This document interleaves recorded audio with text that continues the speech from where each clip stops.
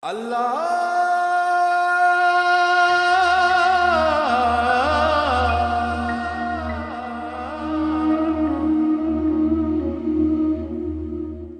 Bismillahirrahmanirrahim. No sooner the month of fasting starts, we find on television channels, in various individual gatherings, on campuses, everywhere, a very warm welcome along with a number of discourses. Scholars are invited to give lectures on Ramadan, to motivate people. And quite often, the very small Quranic ayah which refers to the month of fasting is recited. The ayah is very small, but its meaning are huge. It says in very simple words, كُتِبَ عَلَيْكُمُ الصِّيَامُ كَمَا كُتِبَ الَّذِينَ مِن قَبْلِكُمْ لَعَلَّكُمْ تَتَّقُونَ. The first part is the legal command that we have enjoined or made obligatory fasting for you. The second part tells us what is the basis of the command, hikmah of the command, reason of the command, objective of the command, and that is in order you may become Allah conscious. La'allakum is a very important word, very simple.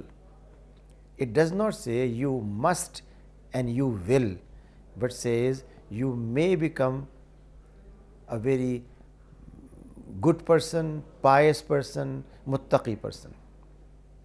And that means, although I may have fasted the whole month, but if my intention was to show my fellow workers in a factory, in a university, in a business center, that I am a very pious person who is fasting, then the whole fasting is lost.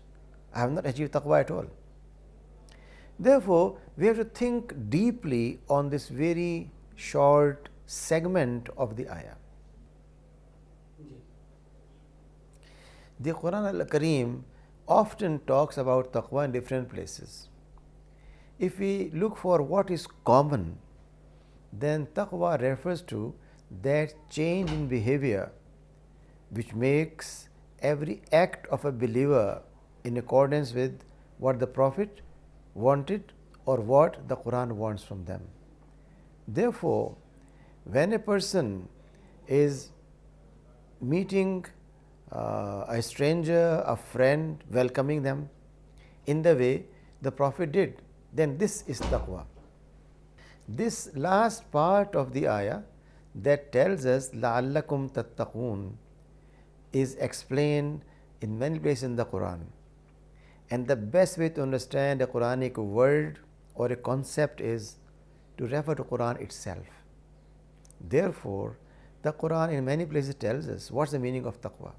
For example, it tells us taqwa means that you behave in a manner which shows you are Allah's servant or abd.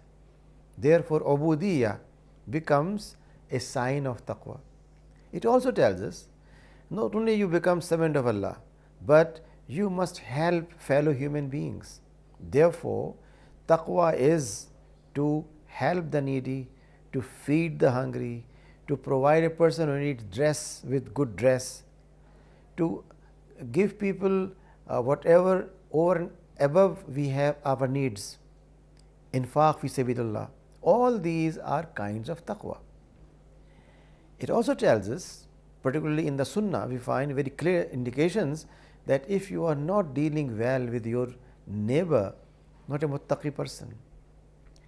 In other words, taqwa is not confined to certain ways of worship or ways of dressing, but a matter of total change of vision and behavior.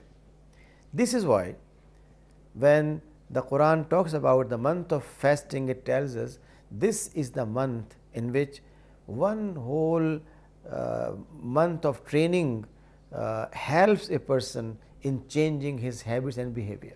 لَعَلَّكُمْ تَتَّقُونَ. The Quranic concept of taqwa is amazing. It tells us that Taqwa is a matter of two simple acts. First and foremost, relating oneself with Allah subhanahu wa ta'ala, who is the creator of mankind. Therefore, always trying to behave in the way the Quran has elaborated. And secondly, behaving with Allah's creation or huququl ibad. When a person is observing huquq of Allah, rights of Allah and rights of people, this is the person who is muttaqi, not a person who is making long prayers in the masjid, but when he enters his home, then his kids are afraid of him. Allah